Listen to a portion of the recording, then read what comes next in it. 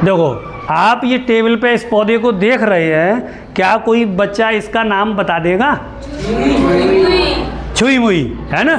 छुई मुई कहते हैं, इसको शर्मीली भी कहते हैं और इसको लाजवंती भी कहते हैं। ठीक है, इस 3 नाम बता दिए, लेकिन इसका वैज्ञानिक नाम भी है मीमोसा पुडिका। मीमोसा पुडिका इसका वैज्ञानिक नाम है। तो ये भी आप ध्यान रखेंगे, जितने प्रकृति में पौधे पाए जाते हैं उनमें से ये पौधा कुछ विशेष ही पौधा है। ठीक, इस पौधे के बारे में कई कवियों ने बहुत सारी कविताएं लिखी हैं, लेकिन उसमें नहीं जाना, हमें केवल इसकी क्या समझनी है? साइंस समझनी है। तो पौधे में जीवन होता है, ये हम कैसे सिद्ध कर सकते हैं? इस पौधे को अगर मैं टच करूं, यानी सेंसिटिविटी जिसे हम कहते हैं वो इसी पौधे में, तो मैं टच करके दिखाऊंगा तो क्या होगा, जरा आप देखो।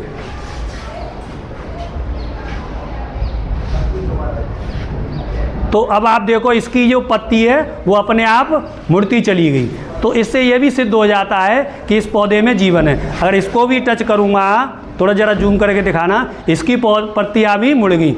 और ज़रा इसको भी करें,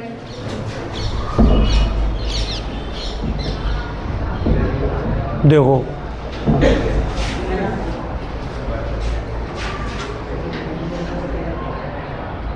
मुड़ती हुई दिख रही है आपको?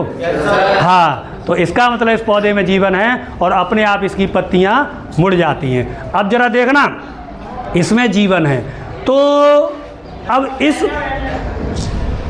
इस पौधे में, अब इसकी हम साइंस समझेंगे। फिजिक्स जो होती है वो प्रकृति को समझने का ही विज्ञान है। प्रकृति में जो घटनाएं घटित हो रही हैं उनको समझने का विज्ञान ही क्या है? भौतिक विज्ञान है। तो अब जरा समझना, इससे क्या क्या हम समझेंगे। इससे हम न्यूटन के नियम भी समझ सकते हैं, इससे हम क्या समझ सकते हैं? बल का भी कंसेप्ट समझ सकते हैं, इसका हम दाब भी समझ सकते हैं, और इससे हम ऊर्जा का रूपांतरण भी समझ सकते हैं। तो आइए हम इससे ऊर्जा का रूपांतरण कैसे होता है ये समझें, इससे न्यूटन के नियम की व्याख्या कैसे हो ये समझें, और इससे यानी तरंग का कंसेप्ट भी समझ सकते हैं, बल का भी समझ सकते हैं और दाब का भी समझ सकते हैं, और एनर्जी ऊर्जा रूपांतरण कैसे होती है ये भी हम समझ सकते हैं।